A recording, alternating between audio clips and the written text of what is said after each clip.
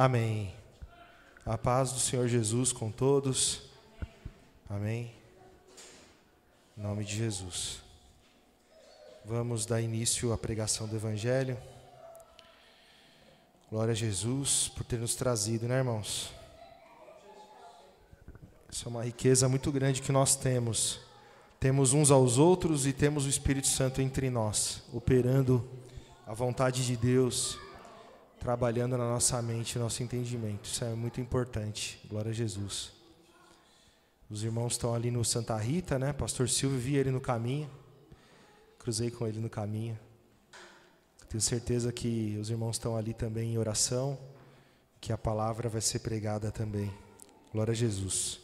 Senhor, nosso Deus e Pai, buscamos ao Senhor mais uma vez em oração, precisando do Senhor e reconhecendo que sempre somos dependentes, necessitados, e que nunca, Senhor Jesus, por nós mesmos nós poderemos fazer alguma coisa, se não for pelo Teu Espírito, operando na igreja, o poder de Deus, a salvação, pela fé na palavra do Evangelho, no nome que é sobre todo o nome. Nos ajuda a mais uma vez pregar a palavra, ouvir e entender a mensagem do Evangelho, e não só, Senhor Jesus, nesse momento, mas que ela venha fazer morada na nossa mente e coração, nos ajudando a meditar nela de dia e de noite, Senhor. Abençoa os Teus filhos que aqui estão, abençoa os nossos irmãos que não puderam vir, os irmãos que estão ali no Santa Rita, opera no coração de todos, abençoa aqueles que estão ouvindo a palavra, aqueles que estão sendo evangelizados, em nome de Jesus, para que também eles venham, Senhor Jesus, se render à voz do Espírito, em nome de Jesus, para que a luz do Teu Evangelho resplandeça em seus corações para a salvação. Abençoa, Senhor Jesus, todas as coisas pedimos e agradecemos em nome de Jesus Cristo. Amém. Amém, irmãos? Glória a Jesus. Abram em Romanos, capítulo 1.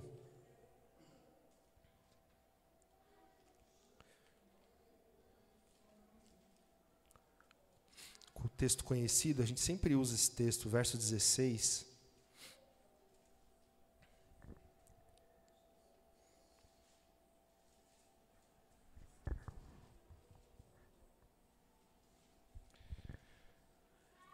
Romanos capítulo 1, verso 16.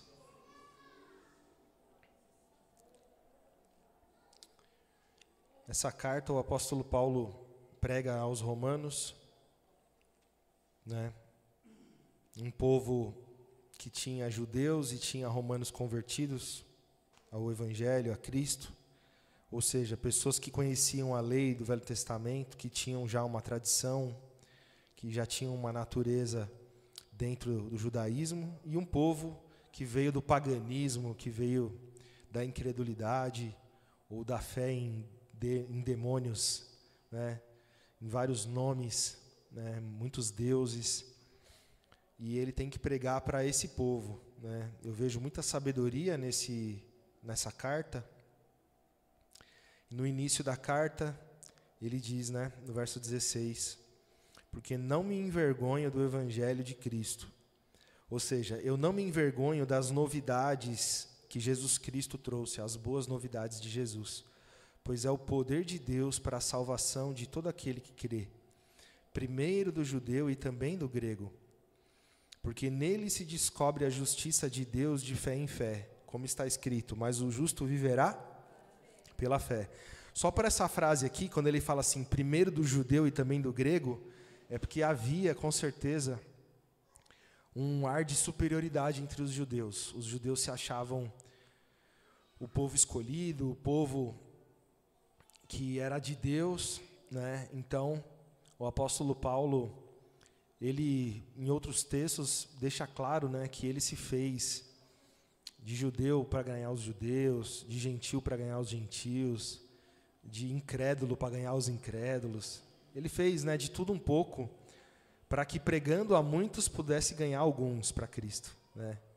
Então, isso é uma coisa importante. Toda vez que a gente vai ler o Evangelho, principalmente lendo as cartas, tentar entender para quem foi escrita a carta, né? Porque isso faz a diferença para a gente entender certos textos. Às vezes você está lendo um texto e dá a impressão de que aquele texto ali está um pouquinho diferente do que a gente tem por verdade, né? E na verdade aquilo ali muitas vezes é uma estratégia. É que nem a gente quando está pregando para um visitante, você já não chega direto já lançando a verdade, porque muitas vezes vai trazer espanto, a pessoa não está preparada, né? O Senhor Jesus mesmo disse: eu tenho muito para vos dizer, mas vocês ainda não podem ouvir, né? Vocês não entendem agora, mas vocês entenderão depois. Então, às vezes a gente começa, para alguns, né, pelo menos comigo é assim, quando eu vou pregar para alguém, às vezes eu sinto já de falar de cara algumas coisas misteriosas, né, que Jesus revelou e que para a igreja do sistema está oculto. E tem outras pessoas que não, eu vou levando ali, né, vou mostrando Jesus, vou mostrando a verdade e comparando ela com o Velho Testamento, assim, com cautela, até que a pessoa começa a fazer pergunta, começa a perceber que ela está vendo, né?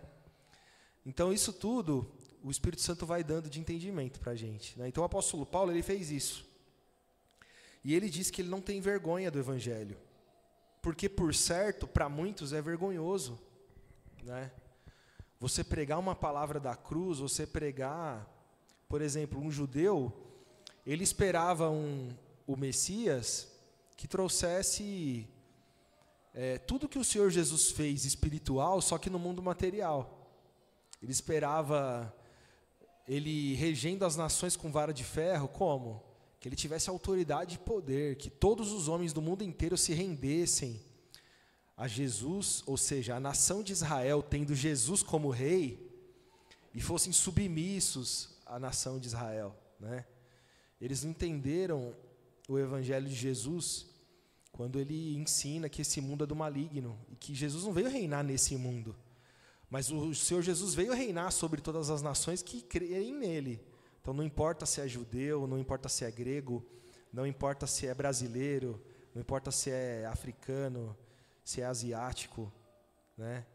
Não importa a nação, se é índio, creu em Jesus, confessa Jesus, então esse vai ser, então vai ter Jesus Cristo como rei, reinando em sua vida, né? Glória a Jesus. Então, no verso 17, ele diz assim: porque nele se descobre a justiça de Deus de fé em fé, como está escrito, mas o justo viverá pela fé. Então, é de fé em fé. A justiça de Deus, ela é descoberta, ou seja, ela está oculta e ela é descoberta pela fé, né? Ela se manifesta através da fé, que é um dom de Deus, né? Que Deus deu para todos nós. Glória a Jesus. Então vamos aqui para o capítulo 7. Aqui eu já vou entrar direto nessa parte aqui bastante, né, já que a gente fala de mistério, né? Aqui tem uma revelação muito importante. Capítulo 7, verso 1 de Romanos. Não sabeis vós, irmãos, pois que falo aos que sabem a lei, tá vendo? Então ele começa a falar, então, agora, ó, eu estou falando, vou contar uma coisa aqui, vou falar uma coisa para vocês, os que sabem a lei, né? Que a lei, que lei? A lei do Velho Testamento, né? A lei de Moisés, a lei dada no Monte Sinai. A lei tem domínio sobre o homem por todo o tempo que vive. Vou ler de novo, ó. Não sabeis vós, irmãos, que a lei tem domínio sobre o homem por todo o tempo que vive? Porque a mulher está sujeita ao marido enquanto ela viver. Está ligada pela lei, mas morto o marido, está livre da lei? Então ele começa a falar da lei, depois ele pega um ponto da lei, que é o casamento. Um ponto, e vai falar, e vai usar esse ponto da lei do casamento como uma figura para poder ensinar o evangelho. Então, no primeiro verso aqui, ele fala que a lei tem domínio sobre o homem por todo o tempo que ele viver. E aí ele vai falar da mulher do casamento, né, no verso 2, porque a mulher está sujeita ao marido enquanto ele viver, está-lhe ligada pela lei, mas morto o marido, está livre da lei do marido. De sorte que, vivendo o marido, será chamada adúltera se for de outro homem. Mas morto o marido, livre está da lei, e assim não será adúltera se for de outro marido. Então, ele dá esse exemplo. Então, vamos pegar o exemplo do casamento. Se uma mulher é casada, ela não pode ter outro marido, porque se ela tiver outro, se ela se deitar com outro homem, ela vai ser adúltera. Por quê? Porque a lei estabelece o que é um matrimônio, o que é um adultério. Ela vai estar infringindo um item da lei e, por isso, vai ser adúltera. Mas se o marido dela morrer, a lei diz que ela, nesse caso, está livre para casar e ter relação e viver com outro homem, tendo ele por marido, né? Aí ele diz, verso 4: assim, meus irmãos, também vós estáis mortos para a lei, pelo corpo de Cristo, para que sejais de outro, daquele que ressuscitou dentre os mortos, a fim de que demos fruto para Deus. Então, o que ele quer dizer? Que Jesus Cristo, ele está ensinando que Jesus Cristo foi aquele que cumpriu a lei, não cometeu o pecado, e a lei mesmo assim foi e matou ele. Então Jesus Cristo morreu, e a lei diz que quando alguém morre, então ele está livre da lei. Não é o que diz o início do texto? O final do verso 1, que a lei tem domínio sobre o homem por todo o tempo que vive. Então, se Jesus morreu, ele morreu para a lei. E se nós estamos em Jesus, nós também morremos para a lei. E nós podemos ser de outro. Então, nós estávamos retidos na lei. A lei veio sobre a humanidade e teve o domínio sobre todos os homens. A lei trouxe, estabeleceu, né, nos seus estatutos e ordenanças, como que o homem haveria de viver, não é? E aquilo que o homem teria vivendo através da lei, né? Nós sabemos que a lei em nenhum momento prometeu ou deu vida para os homens, mas somente riquezas, bens materiais e maldições, caso ele não cumprisse, né? Então, o Senhor Jesus, ele faz essa obra em que nós podemos ser de outro, estando nele, morrendo com ele, né? Então, não tem motivo para eu me envergonhar disso, pois não me envergonho do Evangelho de Jesus Cristo, pois é o poder de Deus para a salvação de todo aquele que crê. Então, se eu creio em Jesus e eu morro junto com ele, não é motivo de vergonha para mim. O mundo se envergonha da gente. Quando você confessa que a sua atitude mudou, que você agora é de Cristo e, portanto, você não faz mais muita coisa que você fazia. As suas vestes mudam. Você passa a ser uma pessoa que controla a sua língua, no que você fala, não tem palavra torpe. Você já não se envolve mais em más conversações.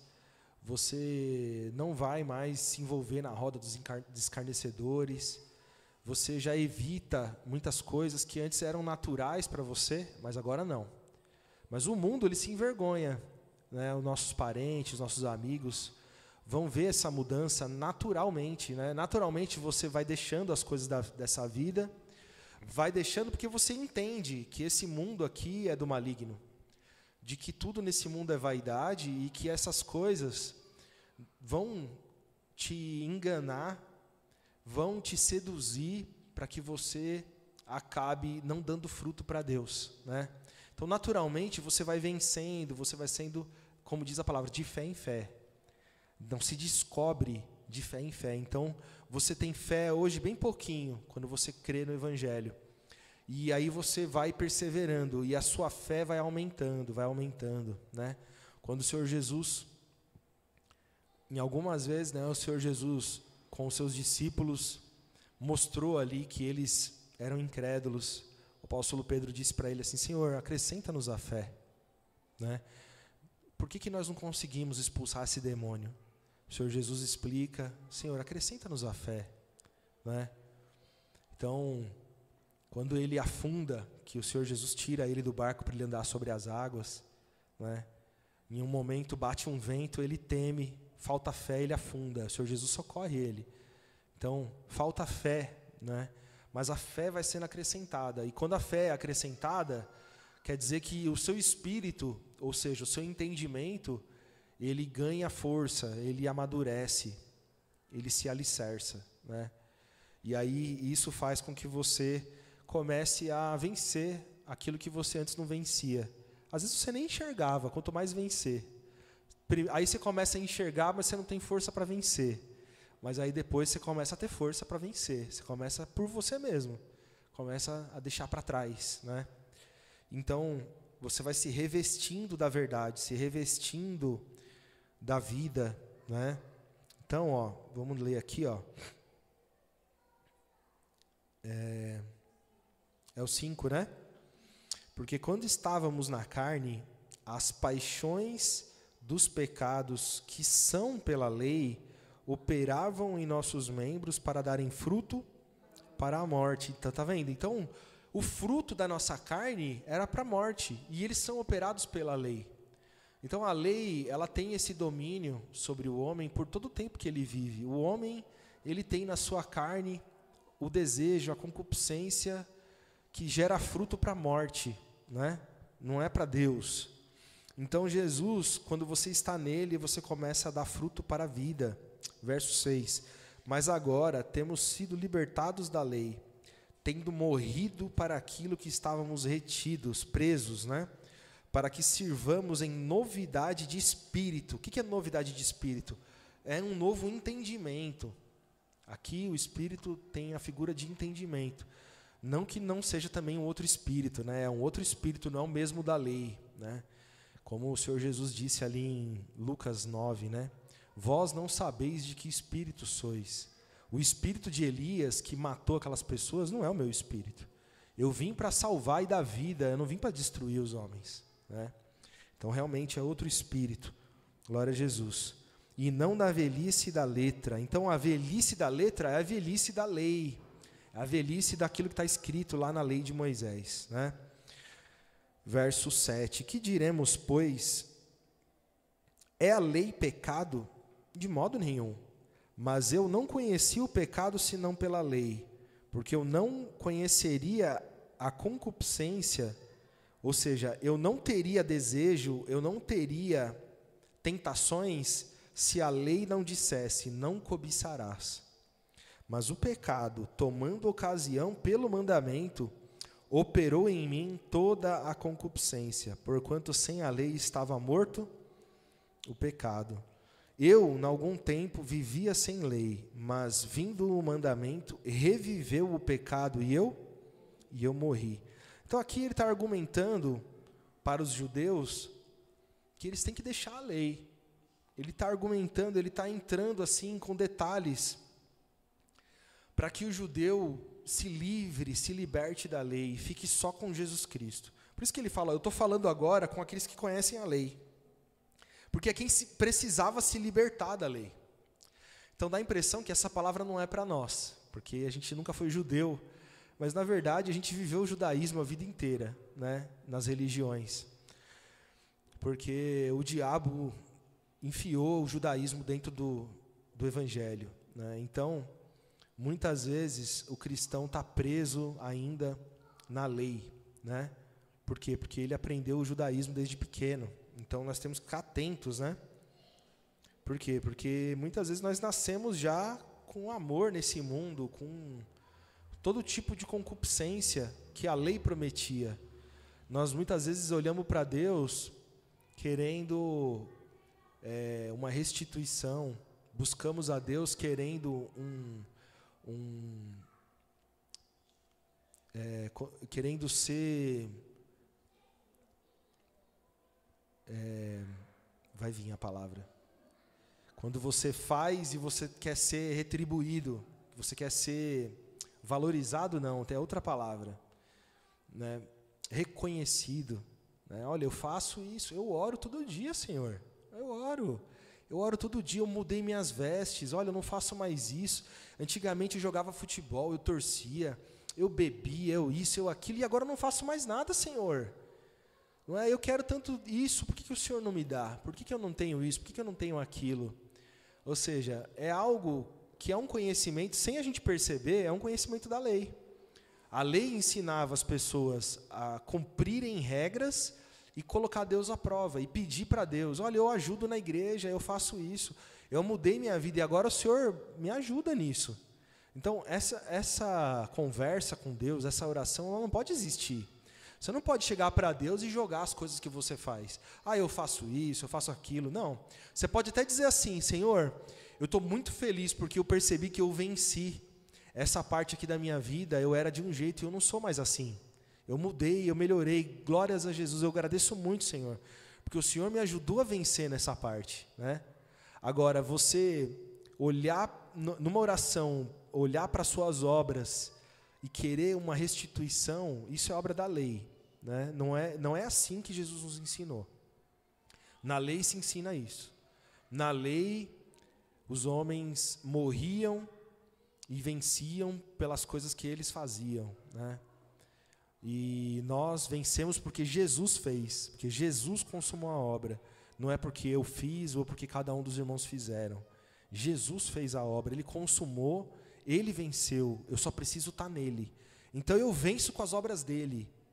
Eu vou dar fruto estando nele, porque eu estando nele, ligado nele, aí sim eu estou dando fruto para Deus, né? Porque eu reconheço que eu por mim não poderia fazer se não fosse porque eu estou nele, né? Glória a Jesus. Então, só para ficar claro aqui, vamos ao verso 23. Mas vejo nos meus membros outra lei, que batalha contra a lei do meu entendimento, e me prende debaixo da lei do pecado que está nos meus. Então ele está dizendo que, ele está falando que o ser humano, ainda que ele creia em Jesus, ele sabe que os membros dele, a carne dele, ela está contaminada. A carne dele, ela tem uma deficiência, ela tem um pecado encravado nela, que conduz à tentação do pecado, à concupiscência, ao desejo de fazer o que é contrário ao que Jesus ensina. Então, é uma consciência que todo cristão tem que ter. Eu sou de Jesus, eu creio em Jesus, eu estou em Jesus Cristo, mas a minha carne é minha inimiga. A minha carne, se eu vacilar, ela vai me levar para o pecado. A minha carne vai querer me derrubar, a minha carne está o tempo todo me mostrando uma coisa que eu não devia olhar e eu quero olhar, que eu não devia ter e que eu quero ter, que eu não deveria fazer e eu estou querendo fazer. E aí o espírito, o entendimento, é aquele que anula o desejo da sua carne, e você para de olhar, e você para de querer, e você não quer ter, e você não quer viver aquilo mais. Então é o poder de Deus pelo Espírito falando dentro da carne, dentro do seu pensamento, e conduzindo você a se inclinar para as coisas do Espírito, e se manter espiritual, mesmo habitando num corpo carnal, um corpo que quer te levar para o inferno. Então veja, nós louvamos aqui, Deus está convocando para a guerra, Deus está convocando toda a terra, né? Está chamando, está convocando toda a terra, quem? Os cristãos, né? Nós vamos tomar a terra, que terra? A terra prometida, que emana leite e mel? Não. Nós vamos entrar na Sião celestial, a cidade do Deus vivo, né? Onde Jesus Cristo preparou lugar para nós. Então nós estamos numa guerra, numa batalha, que nós estamos marchando e batalhando e lutando, né, como um exército, unidos, vencendo a cada dia, vendo quedas, vendo muitos caindo, mas nós continuamos batalhando, né? Nós continuamos vencendo, continuamos progredindo, tá certo? Então tem que ser esse o nosso objetivo, né? E ele diz, verso 24, miserável homem que sou, quem me livrará do corpo desta morte? Né? Quem me livrará? Então, se eu estou vivendo num corpo tão caído e tendencioso ao pecado, como que eu posso vencer? Não é? Verso 25, dou graças a Deus por Jesus Cristo, nosso Senhor, que assim que eu mesmo, com entendimento, sirvo a lei de Deus, mas com a carne a lei. Então tem a lei de Deus e a lei do pecado. A lei de Deus é a que Jesus Cristo trouxe. A lei do pecado é a que Moisés trouxe, porque ela te faz pecar. Ela não é pecado, ele disse, é a lei pecado? De maneira nenhuma, mas ela me faz pecar. Então a lei é boa? É boa, ele diz também que a lei é boa. Não matarás, não cobiçarás a mulher do próximo, honra teu pai e tua mãe, ama a Deus sobre todas as coisas, etc, etc. Isso é bom, né? Mas numa carne que é caída, numa carne que foi contaminada, né, lá no Jardim do Éden, agora ele é como um de nós, sabendo o bem e o mal. Então o homem recebeu o conhecimento do bem e do mal. O homem recebeu toda a concupiscência, e essa concupiscência é a falha, é a fraqueza do homem, é o desejo da carne. Uns são mentirosos, já nascem já com um poder para mentir, para enganar, né? Uns são até estelionatários, outros são piores, são, como eles falam, psicopatas, né? Outros são lascivos, estão ligados ao sexo, nos pensamentos, nas obras, nas vestes, em tudo que ele faz é lascívia, é pecado, né? Os olhos são terríveis, a boca, os pensamentos. O outro já tem um problema com a maldade, é mau, é perverso, tem invejas, contendas internas, e fica infeliz e triste quando vê alguém se dando bem. É uma pessoa, não é? E os homens todos nós, quando chegamos em Cristo, estamos fracos e temos problemas desse tipo na nossa carne. E o Evangelho, a palavra de Jesus Cristo, o Espírito Santo, vai nos gerar uma nova criatura. Essas coisas vão querer, até o fim da sua vida, fazer você voltar a praticar o que você praticou um dia. E o Espírito Santo tem que falar dentro de você e fazer mudar esses pensamentos, essas obras, né? Então é isso que o Evangelho faz. O Evangelho pega uma criatura cheia de maldade, né? Aquilo que os anjos, tudo que os anjos tinham, a vaidade, a soberba, não é? Aquela idolatria por si mesmo, né? A pessoa se sente um Deus. Isso daí é uma coisa que acontece dentro da igreja, até o dia de hoje. As pessoas fazem assim: existe o Evangelho, a palavra, está tudo certinho, explicado, mas a pessoa pensa assim, não, mas Deus me ama de uma forma especial, que eu posso fazer isso aqui, não tem problema nenhum, e Deus vai continuar me amando, porque eu sou escolhido dele, né? Então a pessoa, ela cria assim uma lei dentro dela, um entendimento dentro dela, e ela guarda uns pecados para si e fala, isso aqui eu vou ficar com ele, porque isso aqui não é nada demais, não tem problema, né? E não pode, né? Nós temos que pedir a Deus, né? O irmão Marcelo pregava muito isso, né? Expurga-me, né? Me mostra, me faz eu ver aquilo que eu tenho de errado, para que eu possa me arrepender e deixar de fazer, né? Então isso tem que ter dentro de nós. Eu preciso saber que eu não sou perfeito. Eu tenho muita coisa para deixar para trás ainda. Então o Espírito Santo me deixa eu ver, para que eu venha expurgar, aliás, para que fique exposto no meu entendimento que eu estou errando, para que eu consiga me envergonhar, me arrepender e deixar, né, deixar de praticar. Então, essas coisas, se a gente não faz isso, se a gente não trabalha dessa forma, no nosso entendimento, a gente leva alguns pecados durante a nossa vida e vai empurrando, e fica ali com pelejas, contendas, invejas, dissensões, mentiras. E aí vai, e aí tem sempre uma desculpa. Não, mas eu confesso para Deus, Ele me perdoa, Deus sabe, só Deus pode me julgar. E fica aqueles enganos, né? E o diabo vai usar isso aí, e vai mexer na sua vida, e vai usar isso para derrubar, para causar prejuízo, para causar tristeza, né? Então, nós temos que vencer essas coisas, irmãos. Entenda. A sua carne é a natureza de Adão, a sua carne. Mas você não. Você é uma nova criatura em Cristo. No seu entendimento, no seu interior, no seu espírito, você é de Jesus.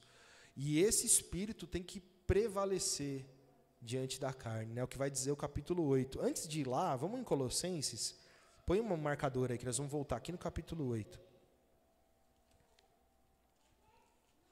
Colossenses, capítulo 2, verso 12.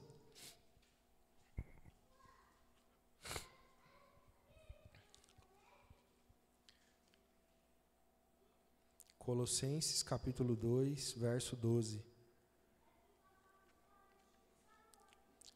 Sepultados com ele no batismo. Nele, olha só que legal, nele, tá vendo? Como que você ressuscita? Você ressuscita nele. Nele ressuscitastes pela fé no poder de Deus. Qual que é o poder de Deus? O Evangelho. Nós lemos lá, não me envergonhe do Evangelho de Jesus Cristo, pois é o poder de Deus. Então você ressuscitou pela fé no poder de Deus. Você se ressuscitou por crer no Evangelho de Jesus, por crer nas promessas de Jesus, por crer no novo mandamento de Jesus, por crer numa nova conduta, uma nova vida em Jesus Cristo, né? Que o ressuscitou dentre os mortos. Então essa palavra do Evangelho é que trouxe vida e salvação e ressuscitou Jesus. Então Jesus Cristo, ele disse, a palavra que eu prego não é minha, é do Pai que me enviou. Essa palavra não é minha. E a palavra que ele manifestou e que ele pregou foi a que ressuscitou ele, né? O poder de Deus, né? Dentre os mortos. Verso 13. E quando nós estáveis mortos nos pecados, na incircuncisão da vossa carne, vos vivificou juntamente com ele, perdoando-vos todas as ofensas, havendo riscado a lei de Moisés, né, a cédula que era contra nós, nas suas ordenanças, a qual de alguma maneira nos era contrária, e a tirou do meio de nós, cravando-a. Então a lei, ela não era a nosso favor, a lei era contrária. Por que a lei era contrária? Porque a lei prometia sim coisas boas, se você cumprisse a lei, mas algo ficou oculto. Os homens não sabiam que a lei era impossível de ser cumprida. Era impossível, né? Eu estou falando esse texto há alguns dias, né? Deles estatutos que não eram bons e juízos pelos quais não haveriam de viver. Está escrito lá no Velho Testamento. Então o homem recebeu uma lei no qual era impossível ele viver. Ele não tinha como viver. Então foi só para aumentar o pecado. A lei era boa, mas pelo homem estar contaminado, então a lei foi má para ele. Causou ainda mais prejuízo, né? Por isso que o Paulo chamou a lei de lei do pecado da morte, de ministério da condenação, ministério da morte, né?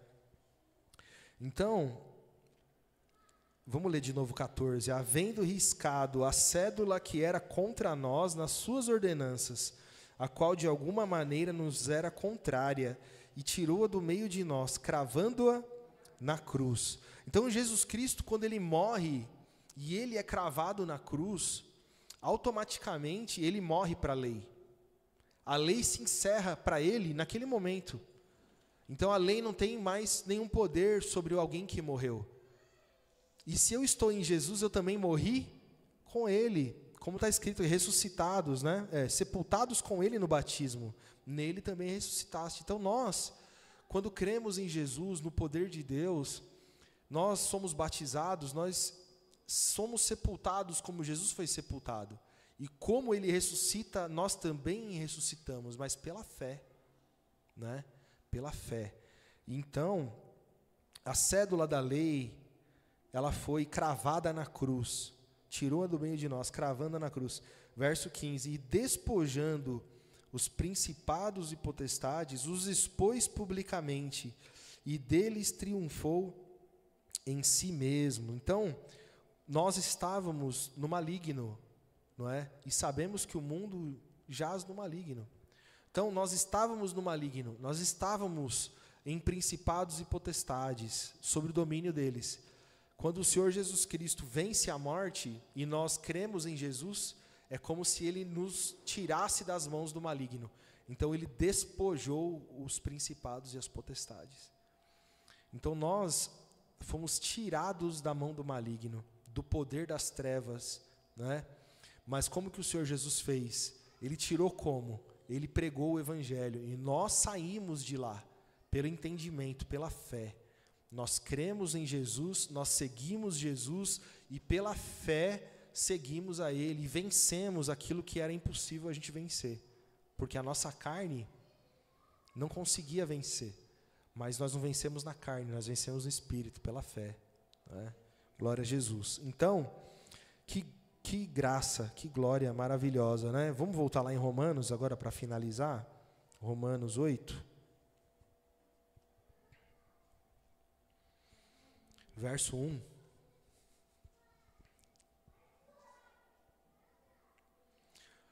Portanto, agora, nenhuma condenação há para os que estão em Cristo. Então, tem que estar em Cristo Jesus. Agora, portanto, agora, é em Cristo, não é antes de Cristo, é agora. Não é? Para os que estão em Cristo Jesus. Que não andam segundo a carne, mas segundo, ou seja, não andam mais pelas obras da lei, mas andam pela fé em Jesus Cristo. Porque a lei do Espírito de vida em Cristo Jesus me livrou da lei do pecado e da morte. Então, eu posso mudar esse texto aqui e usar sinônimos, né?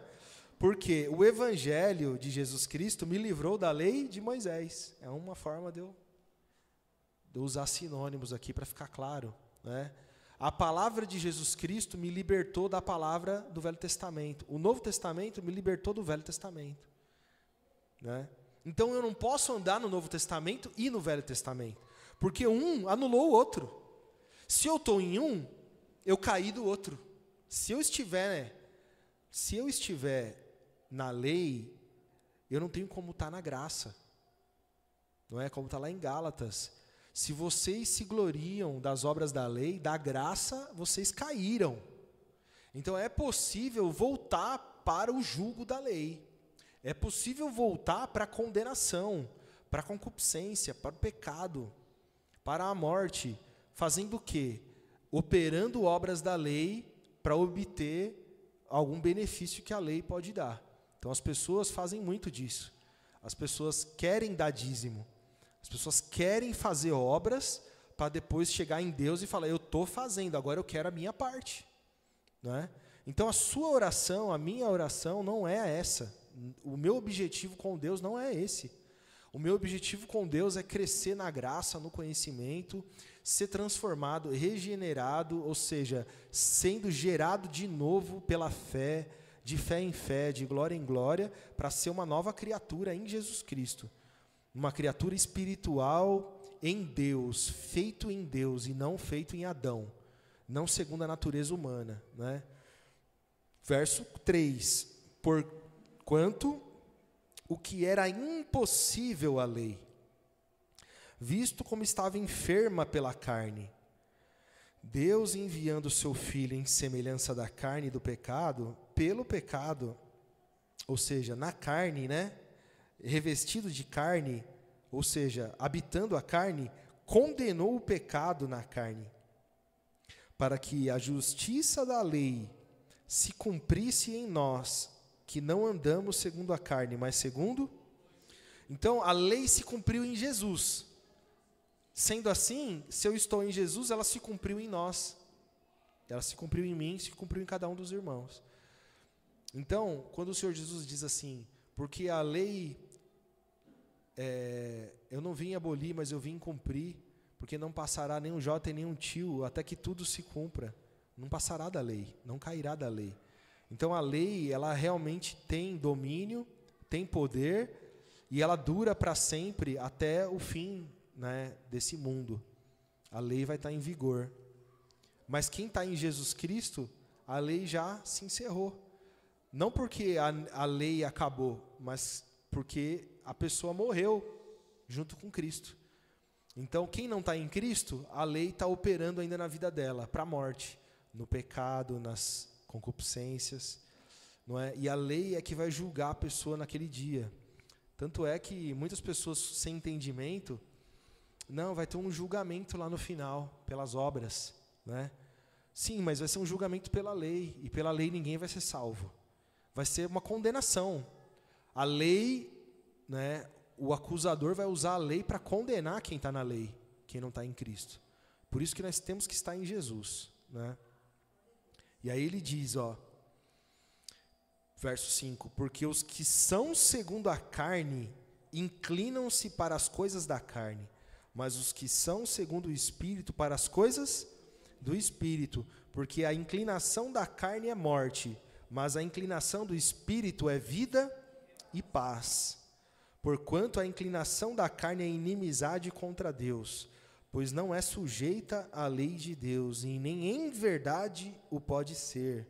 Portanto, os que estão na carne não podem agradar a Deus. Vós, porém, não estáis na carne, mas no Espírito, se é que o Espírito de Deus habita em vós. Tá vendo? Então, ele coloca essa dúvida, né? Por quê? Porque a pessoa sabe. A pessoa, ela está andando com Deus, ela está andando com o Espírito, não é? Ou ela está vivendo na carne e enganando os irmãos. Porque isso é fácil. Você ter uma aparência de piedade, você viver uma coisa dentro de você, mas expor outra coisa, até certo ponto você vai conseguir, mas uma hora vai ficar exposto, né? Então, o Evangelho está nos mostrando, né? O apóstolo Paulo, se é que o Espírito Santo habita em vós, né? O Espírito de Deus habita em vós. Mas se alguém não tem o Espírito de Cristo, esse tal não é dele.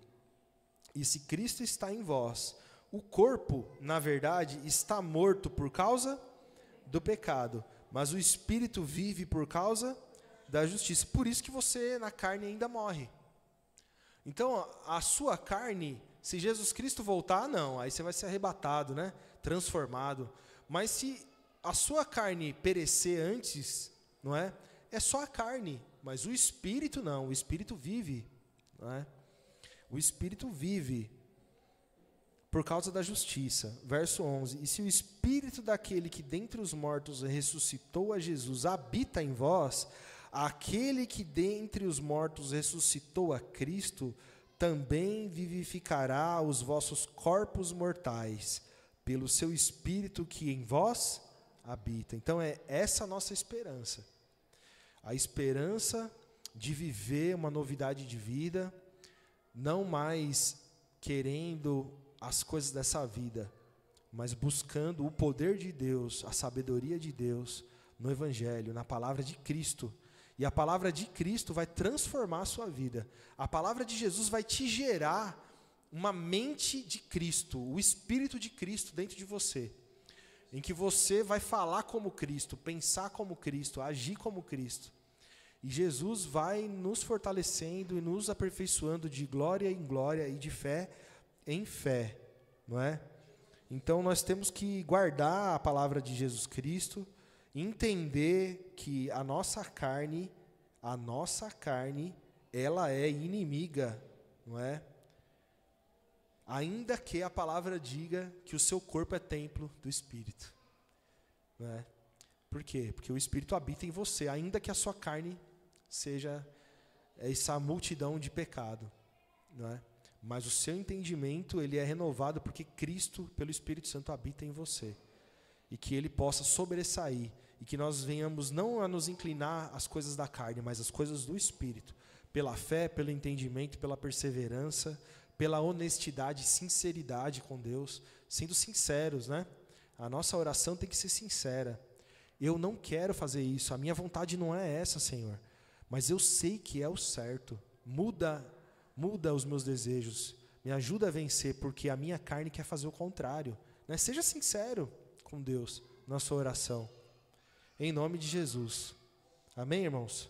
Vamos agradecer a Deus, vamos ficar de pé. Tem pedido de oração? Eu tenho um pedido de oração, irmãos. Eu ontem fui fazer um exame, né? Meu pai foi fazer um exame, fui acompanhar ele, seu Ariel.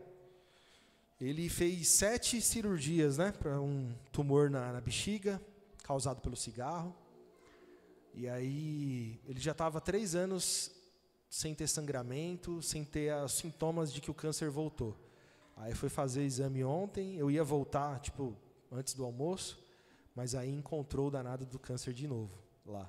Aí teve que tirar, e aí fiquei com ele ontem, passei a noite lá, saí hoje, né, à tarde. E enquanto estava lá, minha mãe falou, não aguento mais, preciso ir para o hospital, vou ser internada também. A minha mãe foi para ser internada, né, Dona Diva. E aí, enquanto eu estava recebendo alta com meu pai, a minha mãe estava entrando, né. Dona Diva está com uma inflamação na coluna, não está aguentando de dor, né. E então, vamos orar a Deus por eles, né, que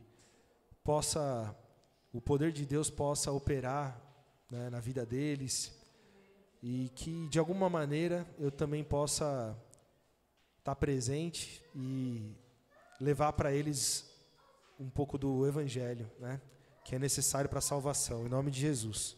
Amém, irmãos? Vamos agradecer.